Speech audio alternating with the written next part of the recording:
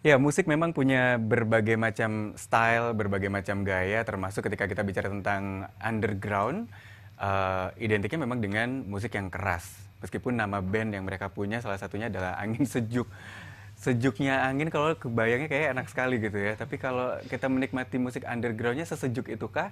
Nah mungkin Anda bisa datang juga ke acaranya karena memang komunitas ini sedang mempersiapkan acaranya untuk kumpul-kumpul komunitas underground di 3 Mei seduluran #7. Mas Adi, Oke, Mas Anto, saya masih oke. lanjutkan lagi obrolannya. Kalau yang kemarin-kemarin yang terakhir yang chapter 6 masih ingat nggak ada di mana, Mas Anto? Itu di Siring kalau nggak salah itu Mhm. udah nggak ada tempat sama sekali itu. Kayaknya rumah udah bongkaran semua. Mhm. Jadi kita buat di situ, ya acaranya sampai malam juga Nah seduluran. kalau yang ke-7 ini kan tempatnya di Taman Taman Apkasi. Apkasi Porong Iya. gitu ya. Iya, Estimasinya ada berapa orang ini yang akan datang? Nah, untuk Bandnya estimasi, aja ada 20 gitu iya. kan. iya. Ini bawa masing-masing fanbase-nya sendiri gitu. Banyak Kalau Bang. menurut kita sih estimasi untuk yang teman-teman yang datang sekitar 500 sampai 600-an orang Mhm, seperti mhm, itu.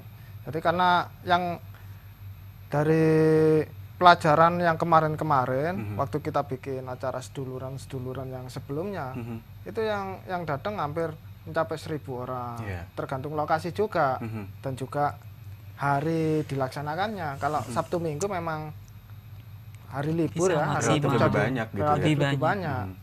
Nah, ini yang Ini yang Selasa besok nih. hari Selasa, hari Mhm. hari biasa. Jadi kemungkinan ada penurunan kapasitas penonton. Oke, pertimbangannya apa dong kalau gitu? Kenapa nggak dibuat hari weekend aja gitu? Space-nya habis, udah nggak dapet tempat, jangan-jangan. Karena kita juga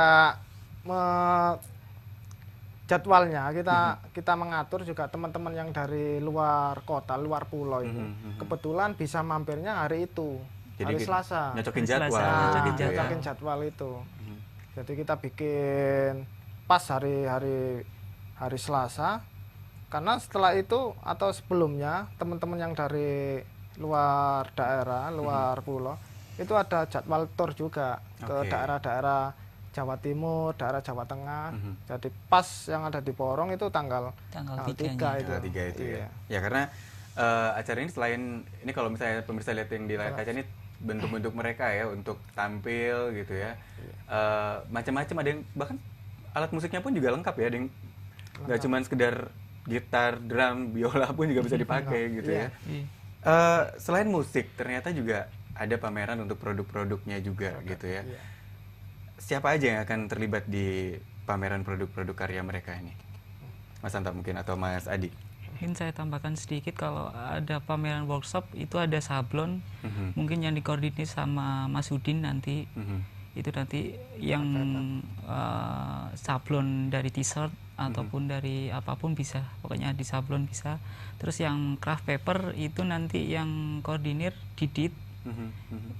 Dia ada sedikit kreatif, semacam hasil hasil yang ya unik.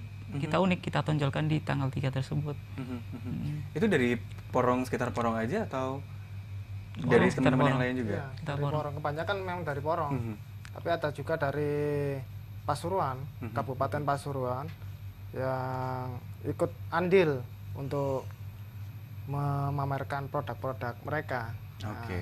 banyak-banyak. Tapi ini mereka yang punya produk-produk yang dipamerkan ini memang juga termasuk pecinta dan bagian dari underground ini atau memang umum pengen juga menunjukkan ke komunitas ini sebenarnya? Iya, rata-rata pelaku band underground juga, iya. Rata-rata sebagian besar memang bekas bekas personil Personil. band. Nah, yang sekarang bandnya sudah nggak aktif, tapi mereka ingin tetap aktif di komunitas Berkarya. underground. Mereka bikin karya yang sekiranya Bisa lah untuk bisa dijual. untuk mensupport komunitas itu sendiri. Oke, jadi memang mereka bagian dari komunitas ini juga sebenarnya Iya. yang juga punya karya.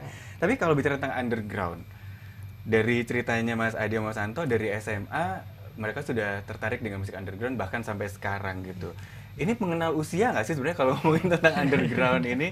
Karena kalau band-band rock di luar negeri yang underground juga macam-macam gitu ya. Sebenarnya mengenal Sampai usia nggak? punya, enggak lah. Heeh. Enggak. Dari yang tua kalau di komunitas Anda mungkin bisa diceritakan yang paling muda umur berapa, yang paling tua umur berapa? Di umur berapa? Kalau paling tua, Paling tua ya. sekitar 45-an. Itu masih aktif juga untuk Masih bermusik aktif, gitu Masih ya? ngeband, aktif. bermusik tetap. Yang paling muda anak-anak Iya, banyak. SMP. Anak SMP ada sudah mulai ya. menikmati Ya. juga underground. Nah, dengan usia-usia segitu, kita lebih mudah untuk mengarahkan mereka ke hal-hal yang positif. Nah, kita ajak untuk berkreasi, berkarya, bikin sebuah karya yang nantinya bisa kita tonjolkan dan juga kita bisa mengangkat untuk lebih produktivitas. Iya, Ya, iya. seperti itu. Saya mau nggak mau ini juga mewakili mungkin juga pemirsa yang melihat komunitas underground yang tidak terlalu kenal gitu ya. Sedikit melihatnya adalah, aduh musiknya keras, terus juga nanti ribut gitu. Apa yang bisa Anda sampaikan supaya pemirsa ini juga bisa meluruskan persepsinya? Mungkin dari Mas Anto dulu.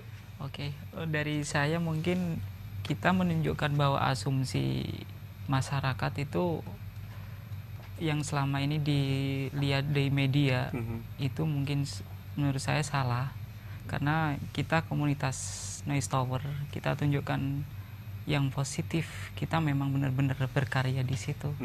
Jadi asumsi masyarakat yang negatif itu buat kami tidak ada di situ. Karena Jadi memang selama perjalanan komunitas sama Noise Tower perjalanan ini Noise ya, Tower, ya memang berkarya gitu ya, Iya, bukan mau bikin ribut. Kalau dari Mas Adi mungkin apa yang bisa disampaikan? Iya. Untuk pandangan masyarakat umum selama ini melihat komunitas underground, komunitas punk, itu memang dilihat dari sisi negatifnya aja. Nah, sebenarnya banyak hal-hal yang positif yang ada di dalam komunitas itu sendiri yang belum sempat kita gali. Nah, untuk saat ini kita mencoba terus untuk menggali hal-hal positif agar apa? Agar komunitas-komunitas underground, komunitas punk ini bisa diterima di masyarakat luas, masyarakat umum, saling berinteraksi, bersosial dengan masyarakat umum. Jadi bisa berkesinambungan dengan baik. Ya, Nah, jadi membaur juga ya, ini nggak harus membaur, iya. terus akhirnya menyendiri sebagai Iya. komunitas gitu ya. Iya. Termasuk dari acara ini nanti yang mungkin bisa dilihat oleh masyarakat umum bahwa Iya. seduluran #7 ini menjadi satu acara yang juga positif. Iya. Mas Adi, Mas Anto terima kasih. Iya, Sukses terima untuk kasih. acaranya tanggal 3 Mei di Taman Apkasi Porong. Iya. Salam juga untuk anggota komunitas yang lain Iya, tentunya. terima kasih. Dan juga pemirsa terima kasih. Demikian perbincangan saya tentang pemberdayaan komunitas musik underground.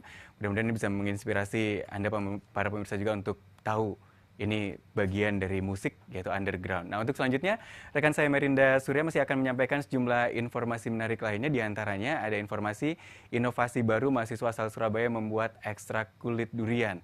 Ini bisa digunakan untuk membasmi nyamuk demam berdarah. Seperti apa informasinya tetaplah di Jatim Today.